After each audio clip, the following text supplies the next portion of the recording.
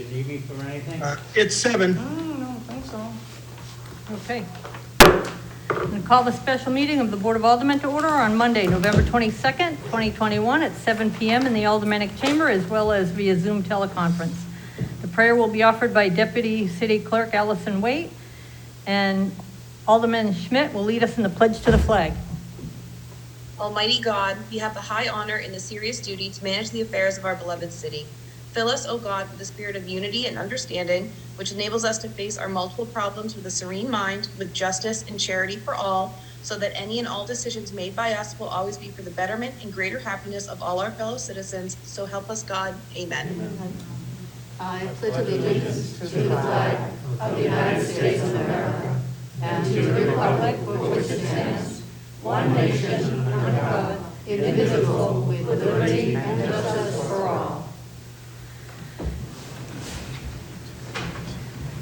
To join by Zoom, please refer to the agenda or the website for the meeting link and telephone number. Let's start the meeting by taking a roll call attendance. When each member states their presence, please indicate if participating via Zoom, state why you are not meeting in person, and whether there is anyone in the room with you during this meeting, which is required under the right to know law. Madam Clerk, would you call the roll? Alderman O'Brien. Present. Alderman Clee. Here. Alderwoman Kelly. Alderman Dowd. Present. Alderman Karen. Here. Alderman Clemmons. Alderman Lopez. Alderman Tenza. Alderwoman Lou. Here. Alderman Jettie. Here. Alderman Schmidt. Here. Alderman Laws. I'm here participating by Zoom because I'm at home watching my daughter. Alderman Cleaver. Alderman Harriet Gathright. Present. And Alderman Wilshire. I am here. You have 9 in attendance and 1 via Zoom. Thank you. And Alderman Lopez is unable to join us this evening due to a work commitment. Also in attendance this evening is Mayor Jim Donchis. As is customary, I will turn the meeting over to the Chair of the Budget Review Committee, Alderman Dowd. Yes, tonight we're going to have a public hearing on 3 resolutions. They're all associated with basically the same project. We'll go through each one of them separately, but I would ask anybody giving public comment to not repeat ourselves since it is the same project, if at all possible. And we'll move forward. So the first is the public hearing on R21-190 relative to the supplemental appropriation of $3,650,000 of FY20, and this is going to be changed to 22. Unanticipated revenue into the Division of Public Works Office Facility Project. It is FY22 unanticipated revenue, and in the Budget Committee meeting, we'll make a motion to amend. Right now, I will hear testimony in favor.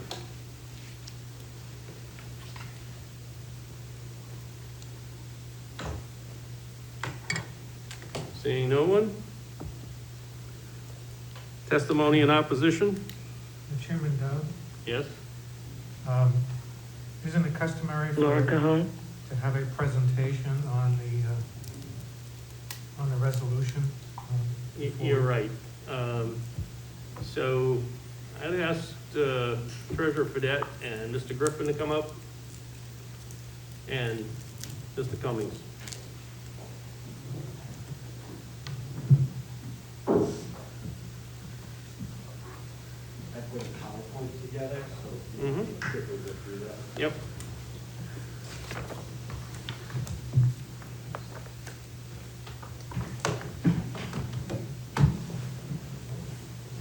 Are you gonna run it over there, Tim? I'm gonna see if I can. Okay. I'm not sure if the mouse will work. Mike, could you share screen? Yeah, there you go.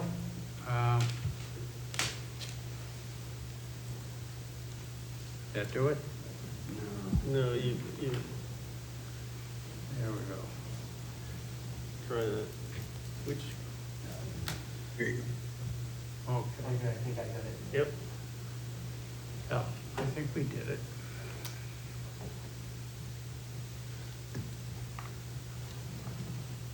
Are you moving the mouse? Don't move the mouse. Yeah, I'm moving the mouse. You're moving the mouse. Yeah, exactly.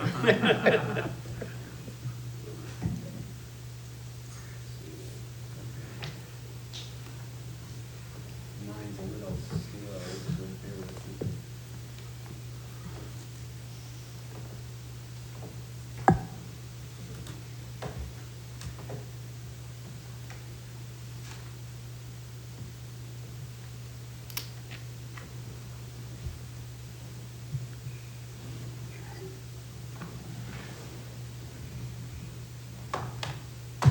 When you're ready, would you introduce yourself for the record? Yes, absolutely. Mr. Chair, Tim Cummings, Director of Economic Development. I'm here also with Director Photo, who's here this evening, relative to looking for full authorization for a DPW Administrative Office Building Capital Building Project. I want to thank Treasurer Fredette and CFO Griffin for joining us this evening as well, as we would like to ask for your favorable approval of R21-190, R21-191, and R21-192. This is legislation that would allow us to proceed with all the sources of funds necessary to construct a $15.1 million building project. So essentially, the financing plan outlines a few different sources of funds. We've already got authorized $6 million. We already have $500,000. We have $3.6 million from the proceeds of the sale of Burke Street, which is one of the pieces of legislation before you this evening. We have $2 million available from unspent Broad Street Parkway funds, which is again one of the pieces of legislation before you. And then we have a gap of just under $3 million. So we're asking for new authorization of $3 million to create the entire amount necessary for the building project. So that is essentially what we're here to try to do this evening. Our R21-190 is the transfer of $3.6 million from, I believe it's undesignated revenue to the DPW Administrative Office Building Capital Project account. R21-191 is repurposing of the $2 million of the Broad Street Parkway funds that are available to us for the purposes of the, again, DPW Administrative Office Building. And then lastly, R21-192, which is asking for authorization of an additional $3 million to bring us to that 15.1, again, for the construction of the DPW Administrative Office Building. I believe Treasurer Fredette could probably talk to us about how we can accommodate this bonding, and if I could, I'd ask him to speak a little bit about the next slide or two. Treasurer Fredette?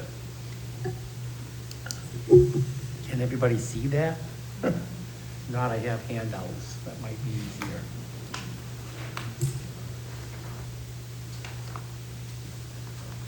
Is it possible to make it larger? I can try and make it a little larger.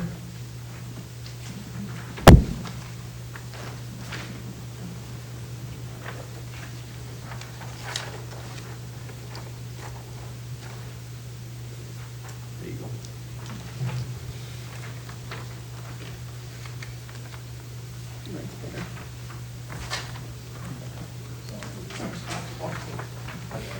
Sure, they can see it.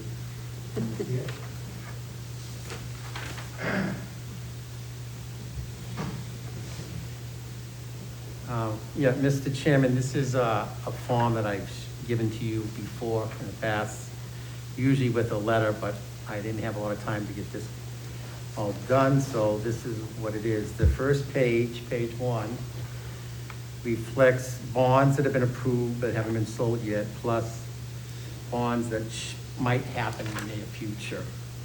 The top part, as you can see, are items that are approved. The bottom part, starting on line 10, are items that may be approved in the future. And this is what I use to do the next page, which is the back page, page 2. And what this shows you is Column B represents, okay, this is for general fund bonds only. It does not include sewer and those type bonds. These are bonds affect the tax rate directly. Column B is what our bond payments are from fiscal year 22 through fiscal year 2047. That represents all the bonds that were sold up to this fall. Column C is strictly increase and decrease from year to year. So as you can see, and we still have in 24, 25, 26 money decreases because the high school bonds are being paid off by then. And it's also probably related to some refunding bonds that we've done over the years. Column D is strictly a target budget that I created over the years that I give to the bond financial advisors, saying that we should try to live within this target anyways, at least. We've been under it for quite a while. And then column E represents if all the bonds on the first page were sold over a period of time, these would be our payments from fiscal year 23 all the way through fiscal year 2050. And now the first column, 2022, that number was what we budgeted, but we had a sale this fall, which was very, very good. We sold over $65 million of bonds. The majority of it was the middle school. The true interest cost was 1.8%, much lower than what I had used when I estimated.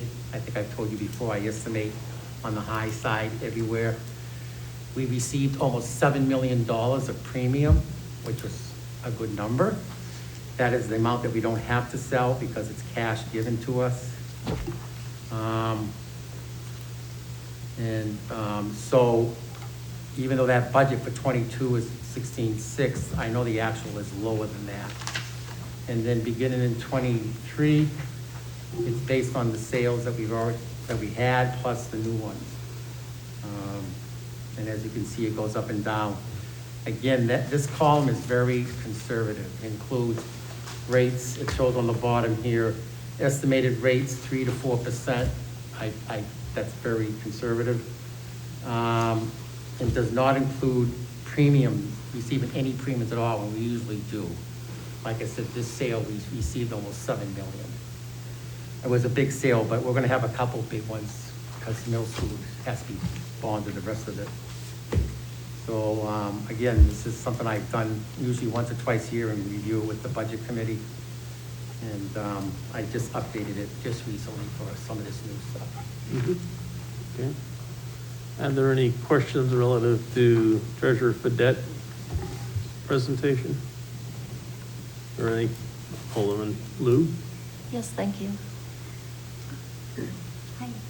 You're gonna have to pull your microphone real close because Treasurer Fredette, did you say it's a 65 million, that most recent one was 65 million? Yes, 45 of it was the middle school. Okay. And then 7.5 was for paving, and we had some other projects. I can't name everyone off, but those were the big ones. It was public works mostly, and But if we also got 7 million in premium, then does that mean that we got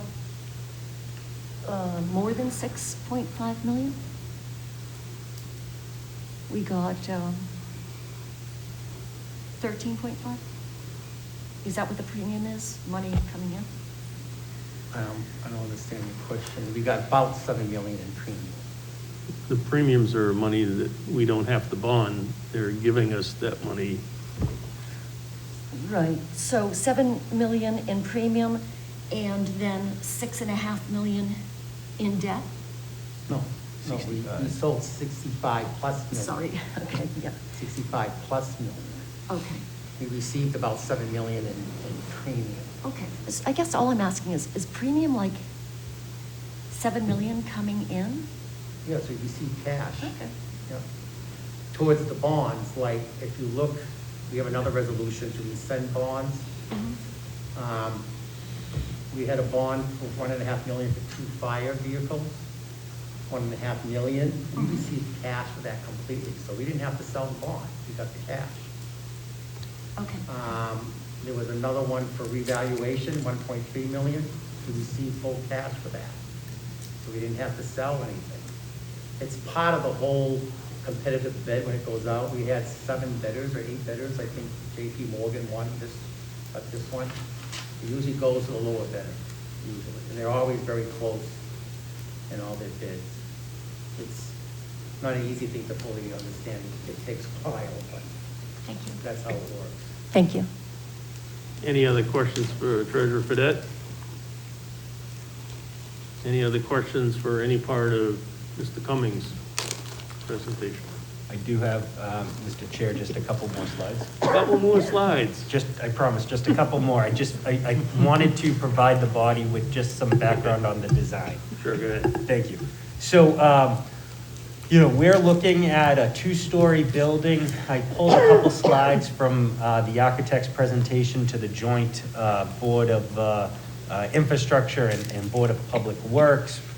And it's a design team of Hoyle Tanner is the civil and structural engineers, Ironwood Design is the landscape architect. We have mechanical, electrical, plumbing, fire protection engineers with VFW Engineering and AKF Code Consultants. They're our code compliance group. So we looked at, as you may or may not know, we're looking at the Four Hills landfill. We're looking to put the building right in and around here with its own separate driveway. Here is the existing driveway up here, and you could come in off of the existing driveway or the new entry right in through here. We are not looking at the Cadillac of type buildings. This is just a good, solid, basic building that will last the community for years.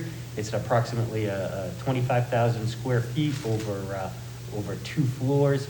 Here's just some landscaping to kind of show you how the building lays out. So first floor programming, you got a couple multi-purpose rooms in the first corner here, waiting lobby area. You got locker rooms and toilets, bathrooms, conference rooms, the mechanicals, kitchen. This is like a break room of sorts. Up here is the engineering and administration offices right up in and along here. Again, library, which is more like a conference room, waiting area. Here's a view of what it looks like from the west, from the south.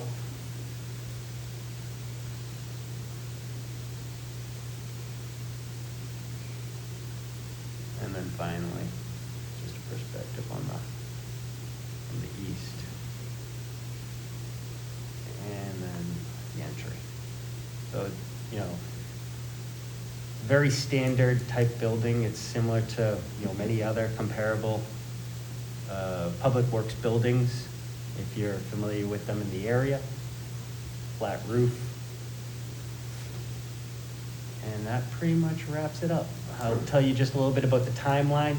We have been going through design. We are trying to wrap design up now. This is where we are. We're trying to get the project bid in December and into January. We'd like to start construction in the spring, and we're trying to have it completed so we can have occupancy in the spring of '23. So it'll be about a year-long construction project if we can get it going in the spring of '22. So again, we've costed this project a couple of times. Shows you that our hard costs are just about 10.5, soft costs about 3, contingency at 1.4 brings us in at that total project cost of $15 million. And that's all I have, Mr. Chairman. Thank you. Director Cummings, and these legislative actions that we're talking about tonight, those have all been through the DP Board of Public Works and the Construction Committee and have been approved at that level, correct? Correct, yes, and the planning board. And the planning board. Okay, any questions from the Alderman?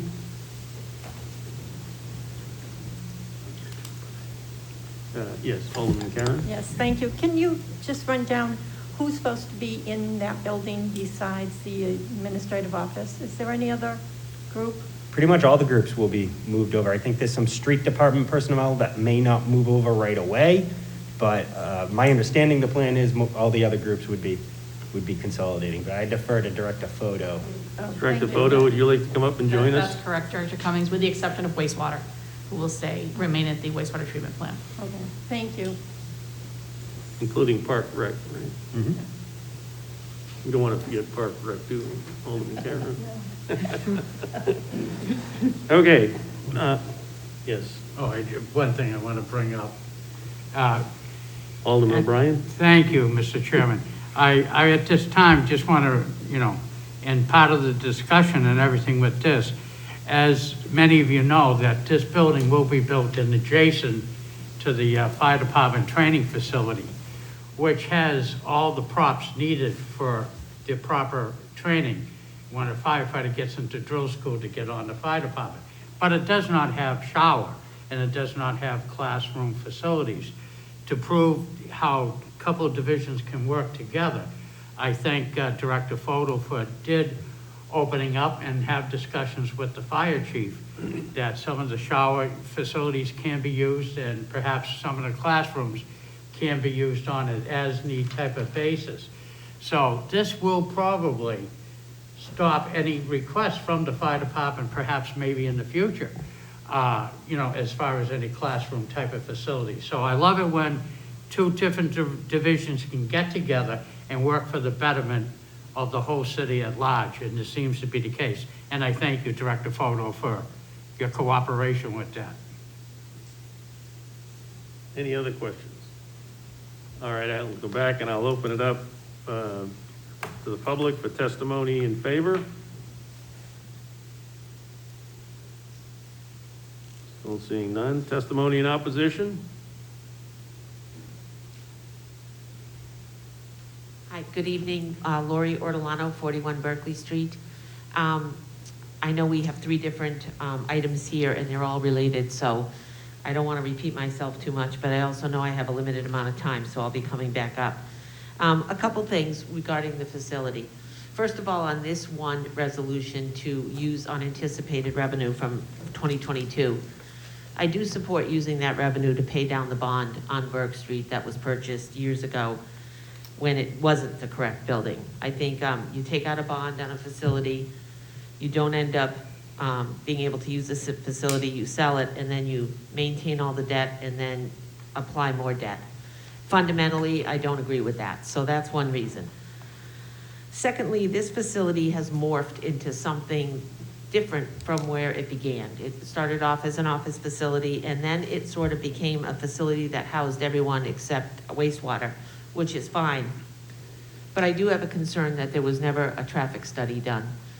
All the equipment and heavy equipment is going to be in there. And I see the city time and time again skirt these traffic studies, and we don't do them. We really didn't do a good one down at Costco. We have the new buildings going in at the Henry Hanger Company and Corbeau Routhier, where the road areas over there were a big concern. We did not look at the traffic impact over there. And all of these vehicles, all of the heavy equipment going in and out in that residential neighborhood, I don't think we really did justice to a traffic study. And I think traffic studies are important. And I think it should have been, even if the public didn't come out and complain, I think we have an obligation to do the work and verify what's going on down there. It's a lot of heavy equipment. I don't even know how the timing works with making your schedules and your shifts work effectively, pushing people out when they're all consolidated in a parking lot with 170 spaces, plus the space for all of the heavy equipment trucks that'll be rolling. So that's all I'm gonna say on this part, and then I'll talk about the other bonded pieces after. Thank you. Anyone else want to speak in opposition? Laura Cahone. Yes. Ms. Cahone? 30 Greenwood Drive. First, let me say that this agenda shows that the $3.65 million is from fiscal year 2021, when in fact it is from fiscal year 2022. Maybe the mayor and the aldermen forgot that 141 Burke Street sold in July of 2021, which happens to be the start of fiscal year 2022. With that said, the city is now stating that they have extra money of $3.65 million from the sale of the 141 Burke Street for the construction of the DPW building. Maybe this money should be applied to the outstanding loans that the Nashua taxpayers are currently paying on this property, which is approximately $4.7 million.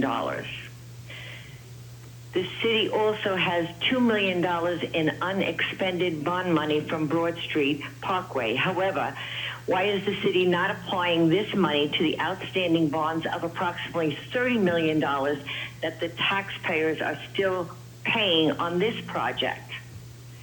The city of Nashua now wants to bond an additional $3 million for design and construction of this building. Well, if you add up all these figures, it comes up to $14,650,000, and not the $12,025,000 that the mayor told the finance committee on November 17th, 2021. That would be the total price tag for the DPW building. We do not want this project to turn into another PAC where the price tag just keeps going up. All Nashua residents are now having a hard time due to inflation, and it does not need the city to keep spending their property taxes when they do not have the money to spend. Thank you. And Ms. Calhoun, you may not have been on when I mentioned that we had caught the 2021-2022 issue, and it will be modified as an amendment to the resolution at the budget hearing following this public hearing. Anyone else in opposition? Seeing none. Once again, testimony in favor? Seeing none. Once again, testimony in opposition. Lori Ortolano, 41 Berkeley Street. Quickly, if I could have an understanding of the protocol for a hearing, am I allowed to ask a question in a hearing? You can ask a question, it either can be answered now or somebody can get back to you later with the answer. Okay, so my question is, since I did address my concerns with the parking, and my belief is that we didn't have a comprehensive parking study done. Was there a comprehensive parking study done? I mean, traffic study? Director Photo, do you want to address that?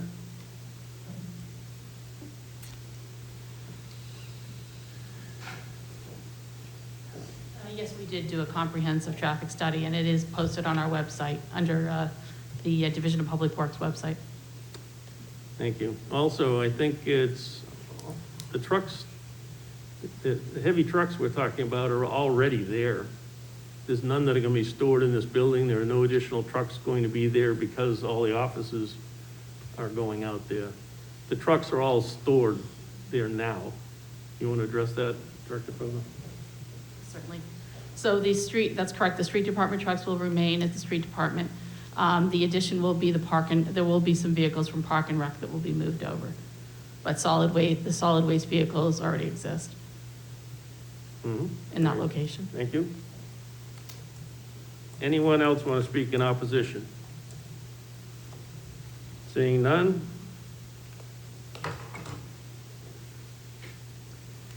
I will now close the public hearing on R21-190 at 7:29 p.m. The next resolution is R21-191, changing the purpose of $2 million of unexpended bond proceeds from the Broad Street Parkway project to the Division of Public Works Office Facility Project. Any additional information that wants to be presented? No? All right, I'll open up to testimony in favor. Seeing none. Testimony in opposition.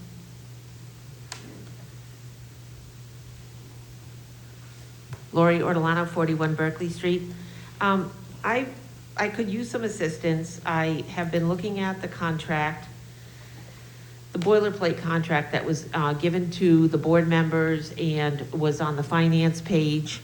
It's the AIA contract regarding this project.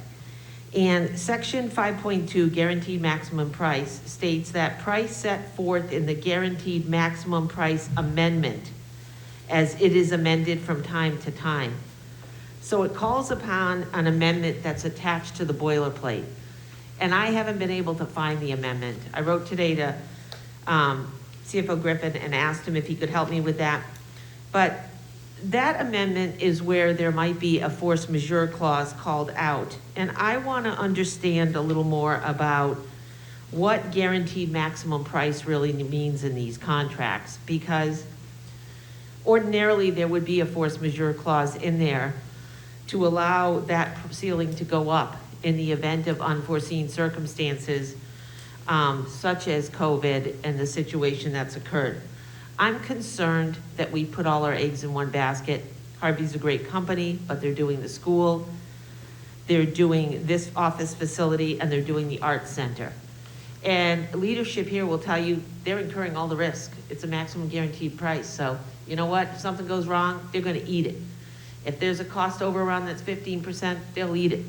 Well, when you look at roughly projects that are 150 million, are they gonna eat 20, 25 million? You know, I tend to doubt that, but I wanna understand where this amendment is, and it's nowhere to be found. And I think it's something we have to look at. I'm really concerned by that. Did board members receive the amendment to the document, the boilerplate document, so that you could see what the specific contract is regarding GMP? I believe the committees involved received it. I know infrastructure and the construction committee received it. I'm not sure about anyone else. Well, it's not in the DPW package, and it's not in the finance package from Wednesday night. Not the amendment. The boilerplate document is there, but I really can't find the amendment that would have the specific language. So I'm not certain what it means that the guaranteed maximum price as it is amended from time to time. That seems to me to open a door to say that these costs can be adjusted. And here's my concern. When Harvey came and gave a cost estimate in August to the DPW facility, they talked about how difficult a time it is. It is right now, we all know that. And they were hoping that things would settle out and calm down. I'm almost done, right? Yes. I'll sit down and continue when All right. we go on. I'll answer the guaranteed maximum price. I have a little familiarity since I've done 12 schools. The guaranteed maximum price says as long as nothing changes, that's all you'll pay. Could be less, because if it costs them less to do the project, the city gets the money back or doesn't have to spend it. The force majeure means that if there are unrelated circumstances that cause exceedingly higher prices with a review of legal and the vote of the committee, we can try to help them get whole. Not necessarily have to, but we have the ability to. The other thing is, as we go along, if we make changes to their contract, if we change the design, and it happens a lot in school projects because they're so big, it's usually minor things for the most part, then it has to be approved by whichever committees are involved before you can change the contract for the added cost. Also, as we go along, and we've had this happen several times with the school projects, when we go to do things, the items come in under the cost that was estimated, and we do a change to the contract, the city gets that money back. So that's the changes with the guaranteed maximum price. Everything stays the same, that's what they build it for. Mr. Griffin, did you want to add anything about the contract? Mr. Chairman, I don't have anything to add. I think you did a nice job explaining it. Yeah. I think it's always a work in progress with these contracts. And I think they'll be able to fit in underneath the proposed amount, the amount of the guaranteed price. But that's what I have to offer. Thank you. And there is also contingency built into the guaranteed maximum price, and that can cover things as necessary, but if it's not used, that money comes back to the city, or is never spent. So, are there any other questions relative to that? Okay. Again, testimony in favor? Seeing none. Testimony in opposition? Lori Ortolano, 41 Berkeley Street, just to continue where I left off. So do we have force majeure clauses in our contracts? All of them, All of them? yes. Yeah, I thought so, but I would love somebody to be able to point out where those are, because I can't find them. And so if somebody, that would be a request, and it might be in these guaranteed maximum price amendments that I cannot find online in any of the attached documents. So, and again, my concern is, right now, Harvey bills in cost increases of about 3 or 4% a year. And the state of construction is seeing that type of increase in a month. And in some instances, the fluctuation is 10, 12% a month. I mean, it's just real. It's really maddening and difficult to deal with. I mean, my husband has a business and he's like pricing machinery weekly now. It's crazy. So, I mean, that concerns me quite a bit that, we're gonna have to work with our contractor. They're a great contractor, but I don't think ultimately you can just stick it to them. That's not to our benefit or to theirs if these things become difficult to price and become difficult to maintain pricing. And I think there's a reality that this could be the case. And of course, I look at all aspects of what's going on in spending, and I'm very cognizant of what's happening with property taxes next year and these new assessments. And the sum total of it leaves me concerned that we should be more careful about what we bond and what we spend money on. So, yeah, if you could point me to those force majeure clauses and those amendments, I would surely appreciate it. Thank you. The actual clause might be part of the AAI contract. Those contracts are put out by AAI and modified for each case. They're reviewed extensively by legal. And for instance, the school contract when we started had several changes in it to be more beneficial to the city. And all of those contracts get a thorough review by legal. I'm not sure where the force majeure specific wording is. And usually it involves subcontractors, not Harvey. And believe me, when they price things out, they are very conservative. And that's why we've finished all of our projects usually ahead of schedule and under budget. So I feel very comfortable in their estimates. So I think that's all I wanted to say on that. But I would, if you want to put in a written request to legal, I know that's may seem problematic to you, but they're the ones that review the contracts. I'm certainly not a lawyer, and I have reviewed the contracts and read them, but I don't remember where the wording was exactly. It could be in the basic AAI contract, which we use as a template. Any other questions? I believe that was in opposition.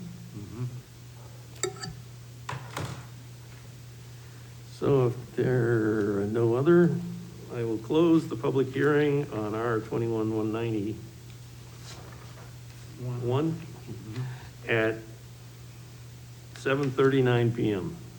and move right into Resolution R 21-192, authorizing the mayor and city treasurer to issue bonds not to exceed the amount of $3 million for additional costs for the design and construction of the Division of Public Works office facility.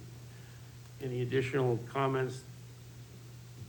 Director Cummings, Director Photo, Nothing. Seeing none, I'll open it up to, are there any questions from anybody, any of the aldermen? All right, testimony in favor? Seeing and hearing none. Testimony in opposition?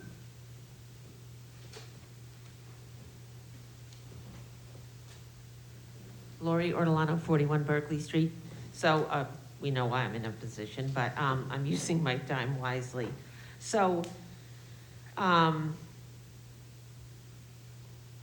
I did look at the AIA contract and put it in a word reader to try and find a force majeure clause, and I just couldn't find it in there. And what I did print out here, 5.2, was the language that I thought was closest.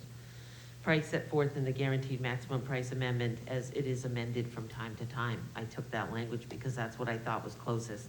But anyway, to the extent the cost of the work exceeds the guaranteed maximum price, the construction manager shall bear the cost in excess of the guaranteed maximum price without reimbursement or additional compensation from the owner. But it said, insert specific provisions here. The construction manager is to participate in the savings, in any savings. But that's a parentheses item that's in our contract. It was never filled in. So that's the only contract I have. So, and I'll just, reiterate, my concern next year is that we have a lot of changes coming to our property assessments. And I don't think the meeting on whatever night it was as pointed and direct as it should have been. First of all, I was disappointed there was no public comment. Second of all, the differential between the residential and commercial properties showed to be about 5%, but I think that's low because we have a depreciation issue with our properties that's being corrected that wasn't addressed last week. That's going to grow that differential between commercial and residential properties. So I think property owners are in for a rude awakening next year. And I think when you couple some of this debt on that'll be rolling thereafter, it's problematic. Now, when I look at this bond schedule that Dave so graciously provided us, it really looks like in 2023, the debt service is very low, 133,000. Is that what's correct, Dave, what's projected for 2023? For that? Yes, because we sell our bonds in the fall of each year. Yes. So the next sale will be the fall of 2022, which is actually fiscal year 23. Okay. And the payments don't start to the next fiscal year. Okay, and the big hit comes, or the bigger hit comes in 2024. 24, 25, yes. Yeah, and then upward there. Okay, for a little bit. Okay. But again, 30 those numbers, seconds. excuse me, those numbers are very conservative. Yes. Okay. So anyway, that's my feeling with the project. You don't have a lot of people participating, but, I'd like to see a little more control on the spending and the bonding, given what's coming down the road. Thank you. Anyone else in opposition? Laura Cahoon, Yes, Ms. Goon? 30 Greenwood Drive. I'd like to know how this project has gone up by $2.6 million since November 17th, when the mayor gave a total construction amount not to exceed $12,025,000. That is on the Finance Committee meeting, page 1. So now you're coming and saying it's $14,650,000. So I'd like to know how it went up $2,625,000. Director Cummings, you want to answer that, or you want me to? No, I'd be happy to, Mr. Chair. I want to clarify, I believe what is being referenced right now is just the construction portion of the project. And as we all know, there's more than just construction elements to a total project cost. So the total project cost is about 15 million, and the figure referenced earlier was just the construction elements. Okay.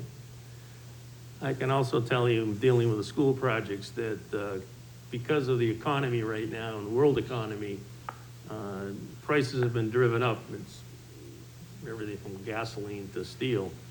When we put out the bid for the steel for the new school down the south end, It had escalated significantly, and if we didn't get the bid in within 10 days, which is all they authorized us, it would have gone up another 30%.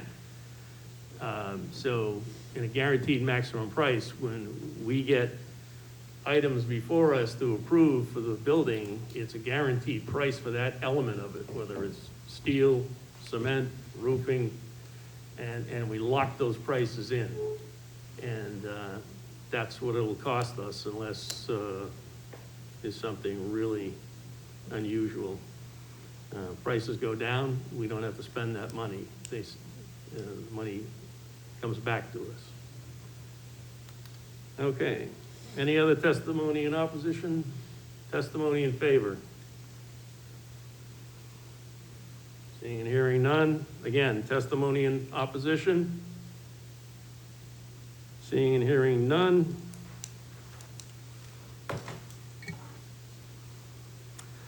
I will now close the public hearing on Resolution R21-192 at 7:46 p.m.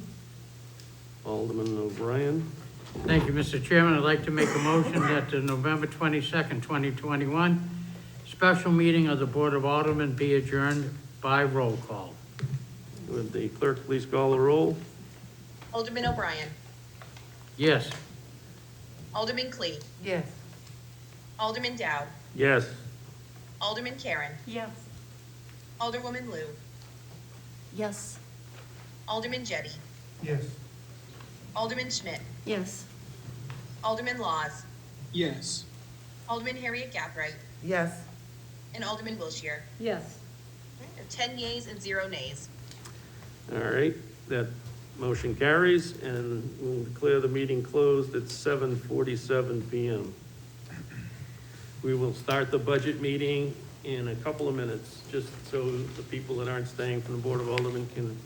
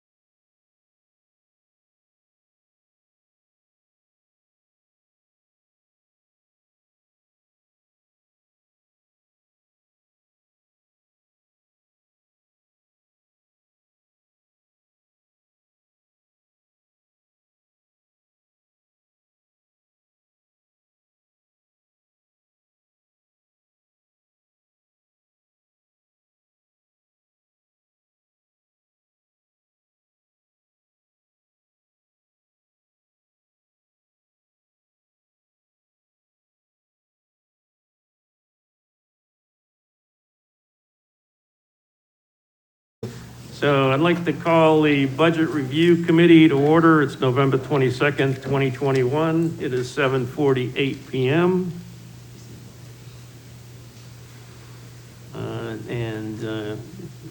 The agenda has the connections for Zoom if anyone wants to connect via Zoom. Would the clerk please call the roll? Alderman Jettie. Here. Alderman Schmidt. Here. Alderwoman Shoshana Kelly. Alderman at-large Michael O'Brien is present. Alderman at-large Larry Wilshire. Here. Alderman at-large Ben Clemens. I am here. I'm participating via Zoom. The reason is that I have work commitments. I would also like to state that I was present for the majority of the last meeting as well. I signed on about 7:15. Thank you. Okay. And our chairman, Richard A. Dow. Present. Also in attendance will be Steve Buxton, Assistant Fire Chief at National Fire Rescue, John Griffin, CFO, Dave Fredette, Treasurer Tax Collector for the City of Nashua, Tim Cummings, Economic Development Director of the City of Nashua, and Lisa Fodor, Public Works Director, City of Nashua.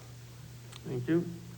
And we will note that Alderman Clemens was at the public hearing starting at 7:15. Communications, And I'm here as well. There is, oh, excuse me, thank you. Let the record show that we are also joined by Alderwoman Harriet Gathright. all right. Communications?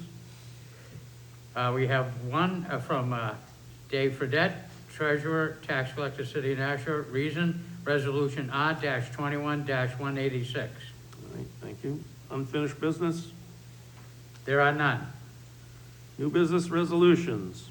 Before us this evening is R-21-180, approving the cost items of the sidebar memorandum of agreement between the City of Nashua Board of Fire Commissioners and the Nashua Firefighters Association, IAFF, Local 789, regarding military duty pay.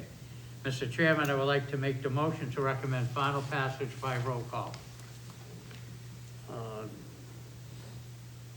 Treasurer Fedette, do you want to add information on this? This is the sidebar. Oh, I'm sorry, no, I'm sorry, wrong one.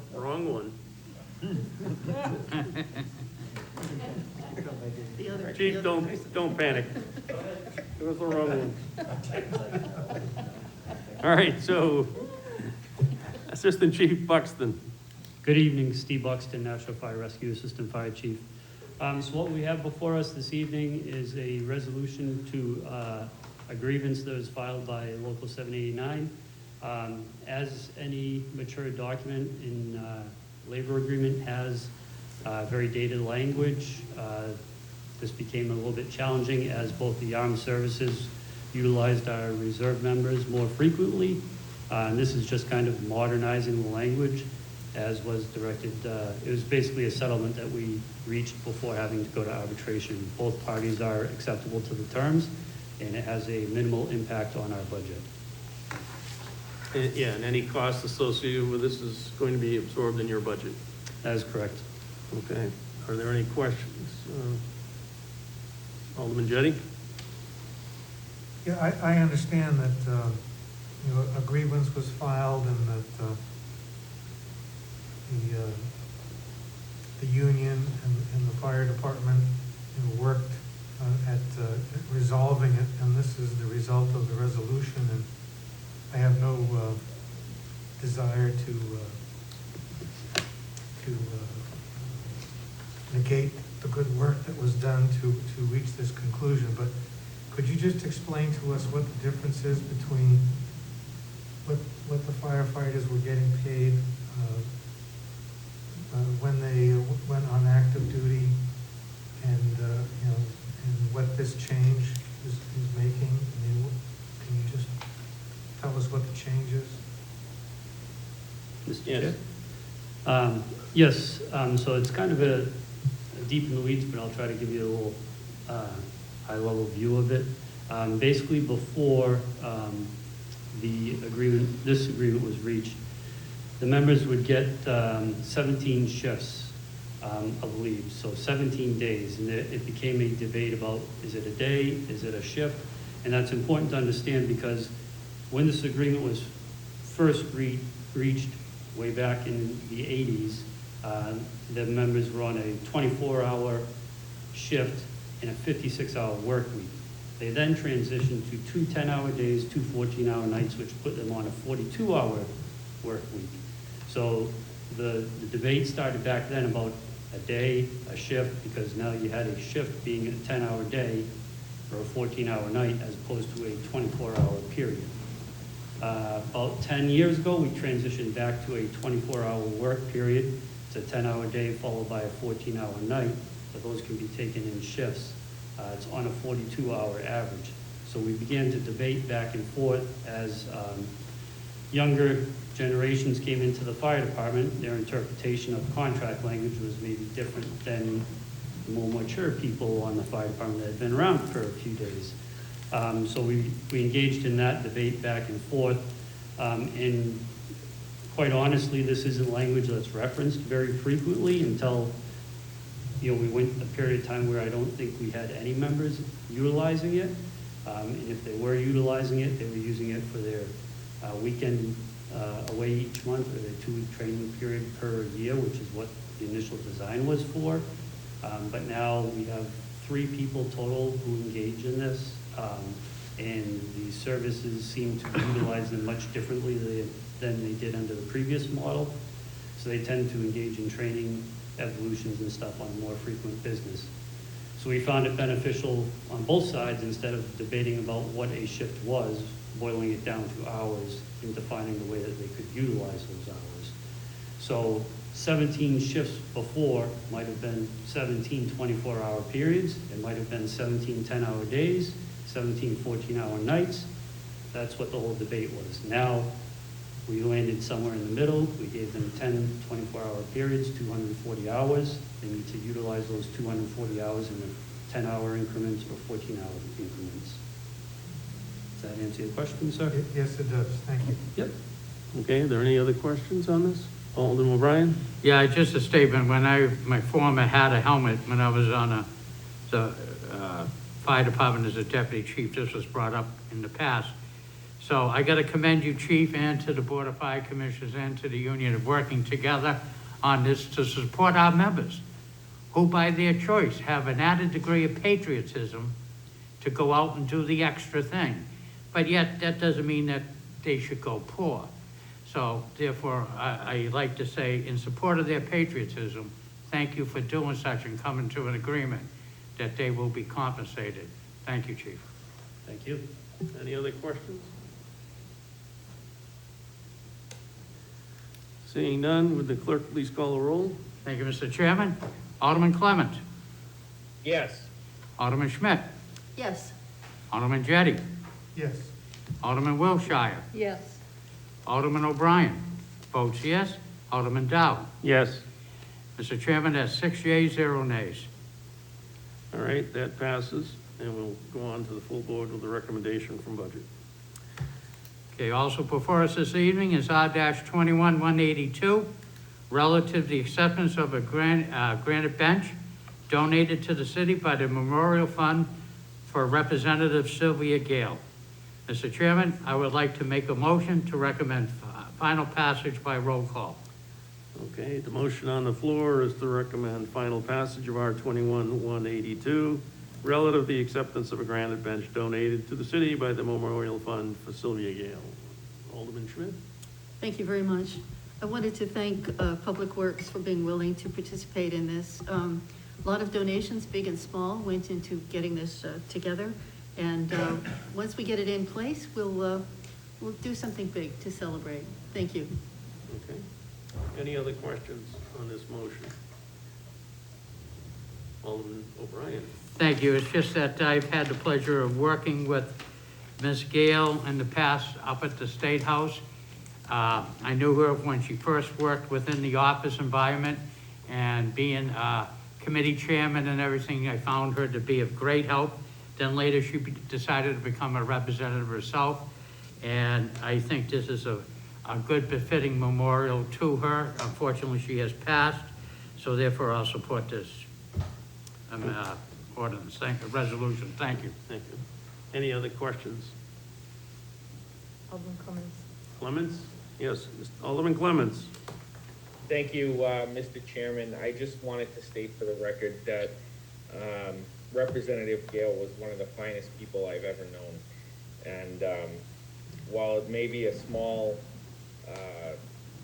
token to her memory, I think it's a befitting one as well, because she always represented the people who the rest of society forgot about. And that's the thing that I will always remember about Representative Gale. And so to have that little bench there, I just look forward to going there and remembering her, and I hope others will do that as well. So, thank you. Thank you. Anyone else? Alderman Wilshire? Thank you. I agree with Alderman Clemens. I knew Sylvia Gale for probably 30 years. She was a child advocate, when I first started working for the children's home, and was very devoted to what she did. So I think this is a fitting memory for her. Thank you. Anyone else? This is no cost to the city. It's being donated. And anytime something is given to the city, it has to go through the Board of Aldermen for approval. So, with that being said, would the clerk please call the roll? Thank you, Mr. Chairman. Alderman Clevens. Yes. Alderman Schmidt.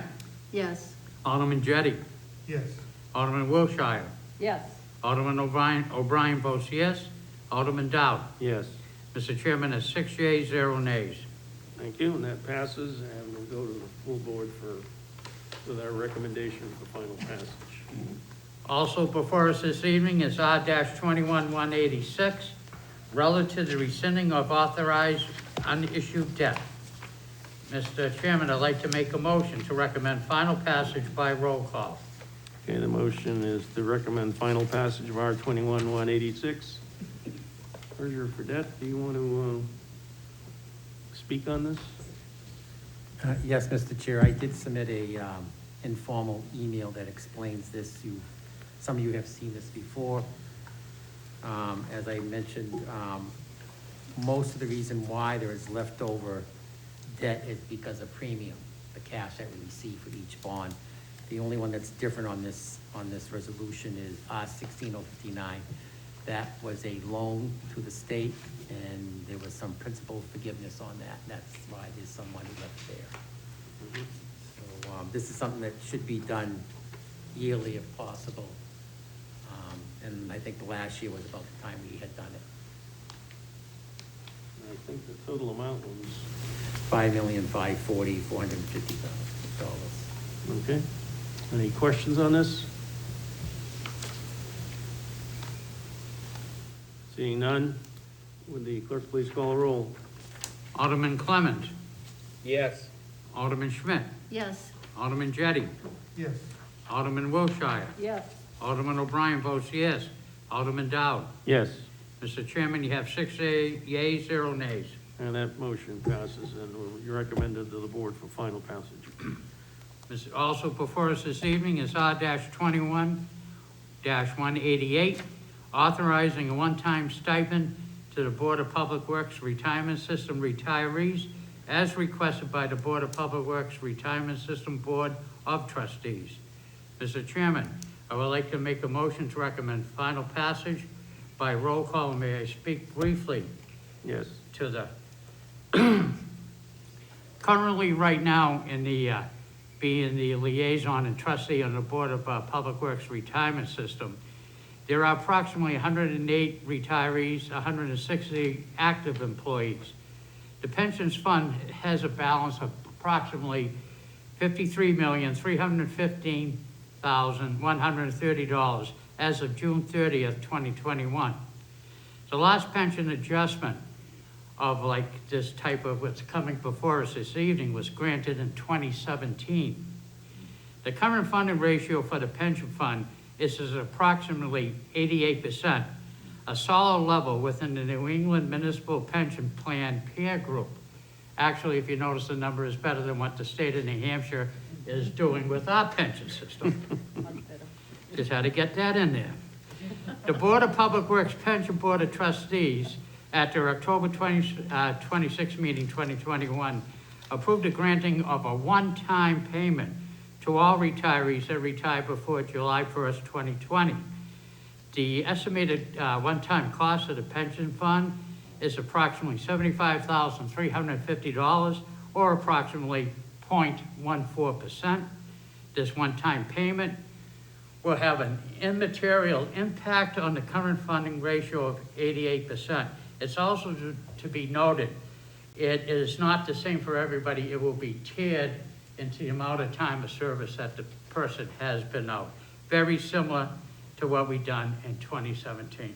Thank you, Mr. Chairman. This is the one that Treasurer Fredette would like to speak to. Mr. Chairman, I'd like to ask the committee to table this. It was brought to my attention today that when we met in October, I believe it was October 26th, they actually never took a vote by roll call, or what happened was, and I should have caught that, the chairman just asked if everybody, it seemed like everybody was in favor, there was discussion, and, you know, there was no actual vote taken, so I would ask that this be tabled, so we can take an actual vote at the next meeting, and then we'll have to probably amend the resolution, but, sorry about that, but it was brought to my attention today, and I did double check on it, and that's exactly what happened. Alderman O'Brien? Thank you, Mr. Chairman. With the information brought forward by Mr. Fredette, I would like to change my motion, if I may, to table and recommend it by roll call. All right, the motion on the floor is to table R21-188 until the full formal approval is submitted to us from the retirement system for the Board of Public Works. Any questions? Not debatable. What? It's not debatable. Tabling. Oh, that's right. Good catch. All right, so please, will the clerk please call the roll? Thank you, Mr. Chairman. Alderman Clemmons? Yes. Alderman Schmidt? Yes. Alderman Jettie? Yes. Alderman Wilshire? Yes. Alderman O'Brien votes yes, and Alderman Dowd. Yes. Mr. Chairman, you have 6 yeas, 0 nays. All right, R21-188 is tabled. R21-190. Thank you. Before us this evening is R21-190, relative to the supplemental appropriation of $3,650,000 of fiscal year 2021 unanticipated revenue to the Division of Public Works, Office of Facility, Capital Project. And Mr. Chairman, should that read fiscal year 2022? It should, but we'll need a vote after you. Okay, therefore, I will first introduce a motion, Mr. Chairman, to recommend final passage by roll call. All right, the motion is to recommend final passage of R21-190. Do I hear a motion to make a change to R21-190? Yes, you do, Mr. Chairman. I would like to make a change due to an error on the agenda, that it should read, relative to supplemental appropriation of $3,650,000 of fiscal year 2022, changing to 21 to 22, unanticipated revenue into the Division of Public Works Office Facility Capital Project.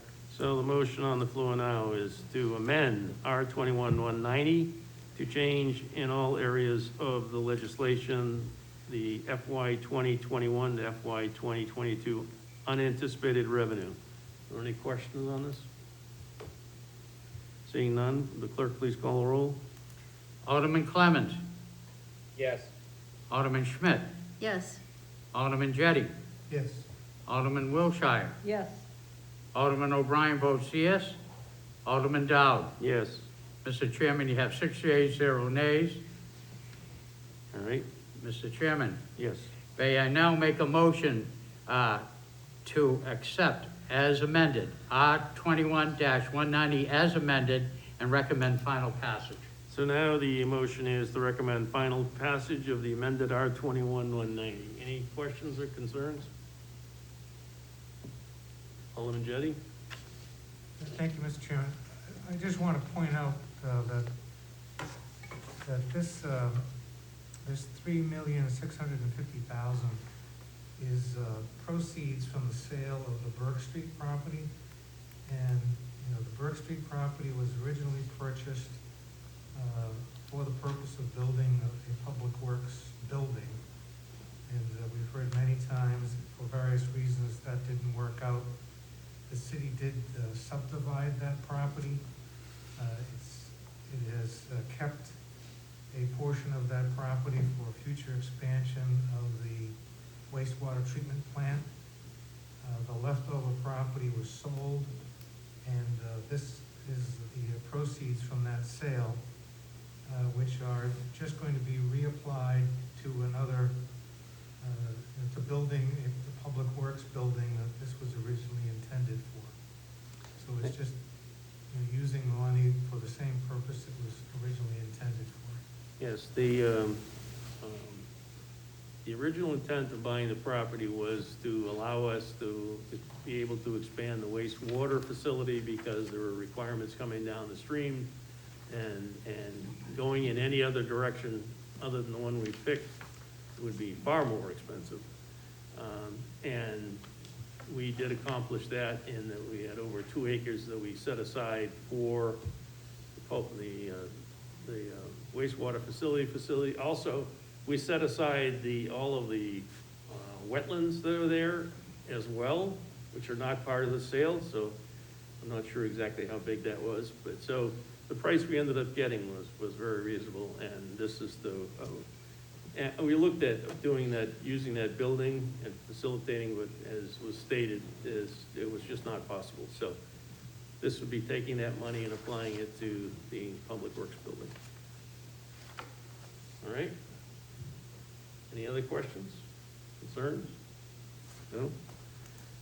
All right. I'll vote on the amendment. Yeah. We already, what? We voted on the amendment, didn't we? No, as amended. As amended, yeah. Okay, we did. So. Just double check. So the vote is on R 21-190 as amended. Excuse me, can't do it that way. Roll call? Oh, yeah, roll call. Thank you, Mr. Chairman. We were speaking the same language. You know. Alderman Clemmons. Yes. Alderman Schmidt. Yes. Alderman Jettie. Yes. Alderman Wilshire. Yes. Alderman O'Brien votes yes. Alderman Dow. Yes. Mr. Chairman, that's 6 yeas, 0 nay of R-21-190 as amended. Okay, R 21-990 passes and is recommended to the full board for final approval. R 21-191. Thank you. Before us this evening is R-21-191, changing the purpose of $2 million of unexpected bond proceeds from the Broad Street Parkway project to the Division of Public Works Office Facility Project. Mr. Chairman, I would like to make a motion to recommend final passage by roll call. Okay, the motion is to recommend final passage of R 21-191, which was just discussed pretty thoroughly at public hearing. Are there any other questions? Seeing none, would the clerk please call the roll? Alderman Clemmons. Mr. Chairman, I did have a comment. I apologize. Okay. Alderman Clemmons. Thank you. Yeah, I wanted to state with this and the previous legislation as well as what's coming up that I'm supporting this project because I am afraid that the city is going to go through what many municipalities are going to go through very soon, which is inflationary costs. And the fact of the matter is that we have a set price for this project, which is pretty reasonable considering what the end result is going to be, is the reason why I'm going to support this. It would be hard to do if, we didn't have a reputable contractor that we've done business with in the past, that we know we can count on their estimates and things of that nature. So I'm comfortable supporting this. But I would hope that in the future, when we're looking at different projects and things, that we have to take that inflation into account. And I am on the fence as to whether or not it makes sense to go forward with a myriad of projects, or to rather use some of the COVID money that we got to help stabilize the tax rate. But in this case, in this particular project, I'm going to support it because the end result is going to be better for our employees, and I think the city is going to get a nice building for a reasonable cost. So, thank you. Anyone else? Seeing no one, would the clerk please call the roll? Alderman Clemmons. Yes. Alderman Schmidt, Yes. Alderman Jettie, Yes. Alderman Wilshire, Yes. Alderman O'Brien votes yes, Alderman Dowd. Yes. That's 6 yeas, 0 nays. Okay, that motion passes, and we'll go to the full board with our recommendation for final passage. Also before us this evening is R-21-192, authorizing the mayor and city treasurer to issue bonds not to exceed the amount of $3 million for additional costs for the design and construction of the Division of Public Works office facility. Mr. Chairman, I'd like to make the motion to recommend final passage by roll call. Okay, motion is to recommend final passage of R-21-192. Any questions, concerns, comments? Seeing none, will the clerk please call the roll? Alderman Clemmons, Yes. Alderman Schmidt, Yes. Alderman Jettie, Yes. Alderman Wilshire, Yes. Alderman O'Brien votes yes, Alderman Dowd. Yes. Motion, 6 yeas, 0 nays. Yes. Okay, the motion passes, and we recommend to the full board for final passage. Also before us this evening is R-21-194, relative to the acceptance of $30,000 from the National Rotary West into Public Works Grant Activity Disc Golf Course. Mr. Chairman, I'd like to make a motion to recommend final passage by roll call. Okay, the motion on the floor is to recommend final passage of R-21-194. Are there any questions or concerns? Alderman Jettie? You know, I hate to look a gift horse in the mouth, but I have no problem with accepting $30,000 from National Rotary West, and I thank them very much. But I'm wondering, the disc golf park, will this $30,000 pay for the entire thing, or will there be additional cost to doing the disc golf park? Director Photo. So the Rotary donation will pay for the entire cost. Public Works will be doing a little bit of the clearing with our own staff, but beyond that will pay for the full amount. Thank you. Any other questions or concerns? Seeing none, will the clerk please call the roll? Alderman Clemmons, Yes. Alderman Schmidt, Yes. Alderman Jettie, Yes. Alderman Wilshire, Yes. Alderman O'Brien votes yes, Alderman Dowd. Yes. Mr. Chairman, that's 6 yeas, 0 nays. Okay, that motion passes, and we present to the full board for final approval. New business ordinances? There are none. Nothing is tabled in committee. General discussion? Alderman O'Brien. Yeah, it's kind of sad. I think many of the Public Works employees, particularly when I'm talking not the active employees, but the ones that are retired, they did not know that they were going to be receiving this one-time gift that is similar to what we did in 2017. I was as trustee, I was at that meeting. I can assure you that everybody kind of nodded their head and was in full agreement.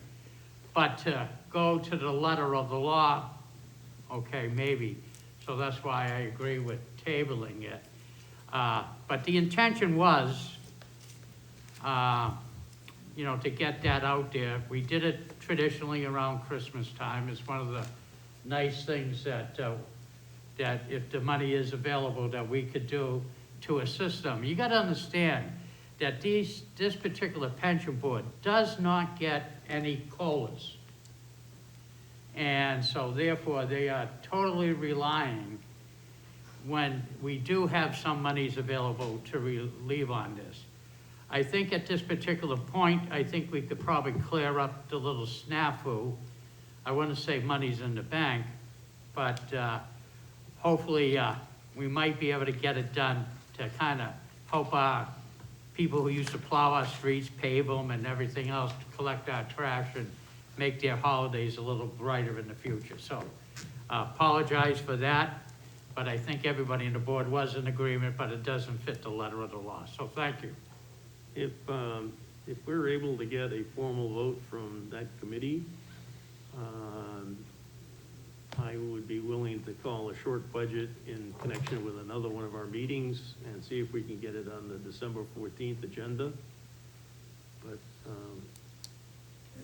we'll have to get that group to give us a formal vote.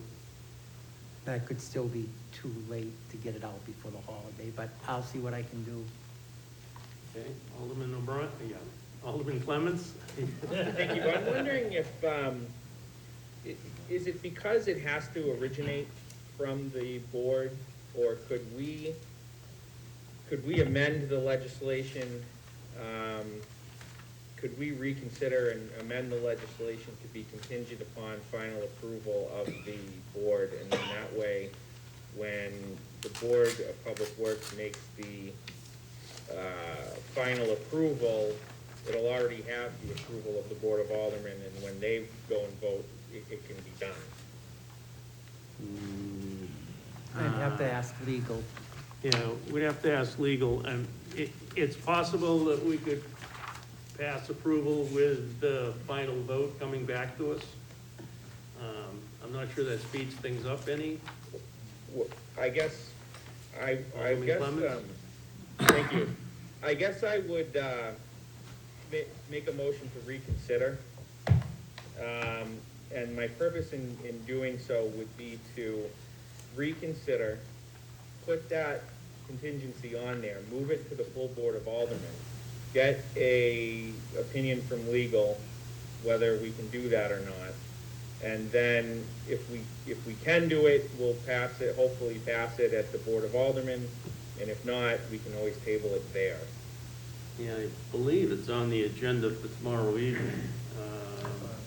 So my motion is to reconsider. Yeah. We'll lift up. All right, motion on the floor is to I'm gonna get the right number.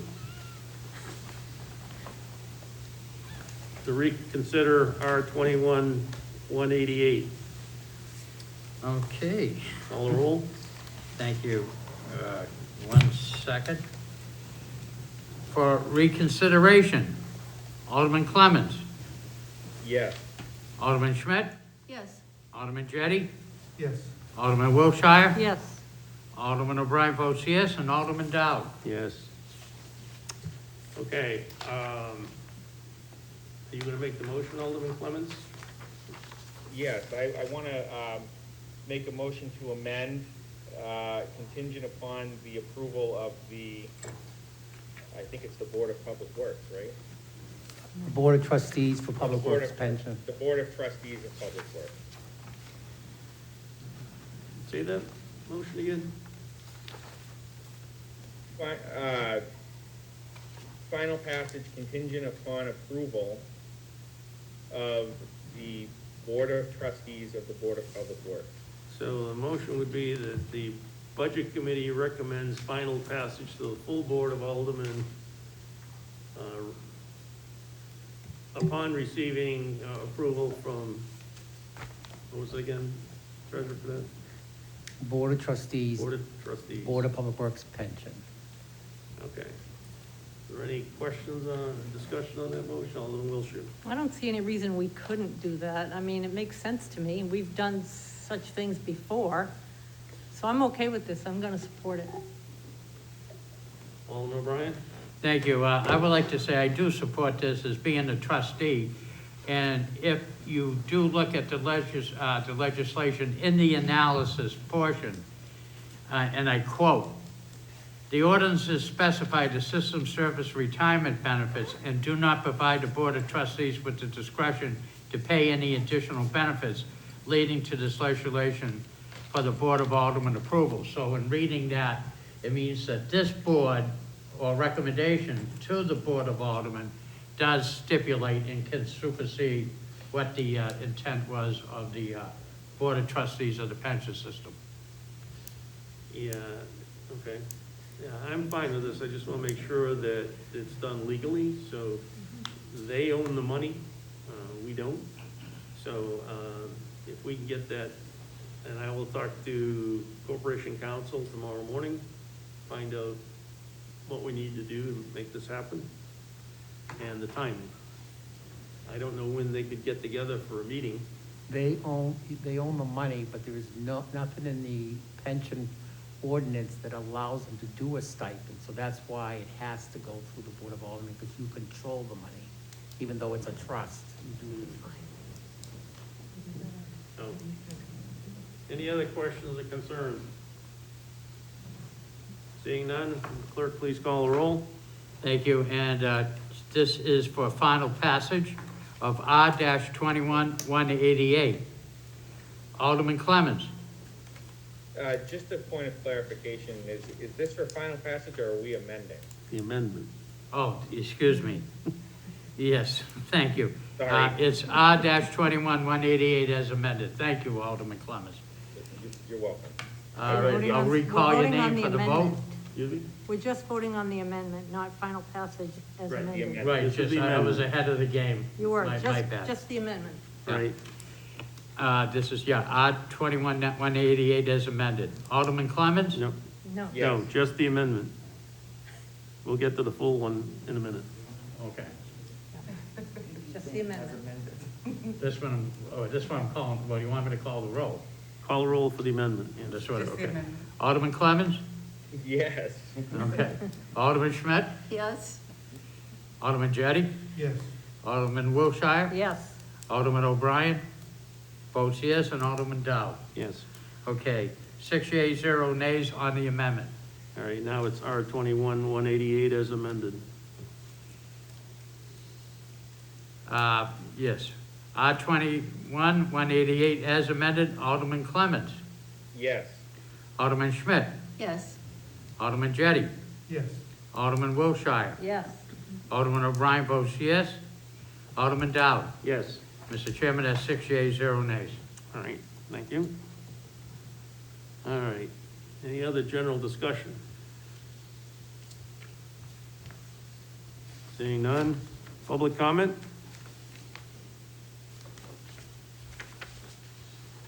Hi, Lori Ortolano, 41 Berkeley Street. You missed the first public comment, and maybe, and I was going to just ask say a quick statement, hoping you would address it, but you received and accepted the $30,000 from the Rotary for the disc golf course.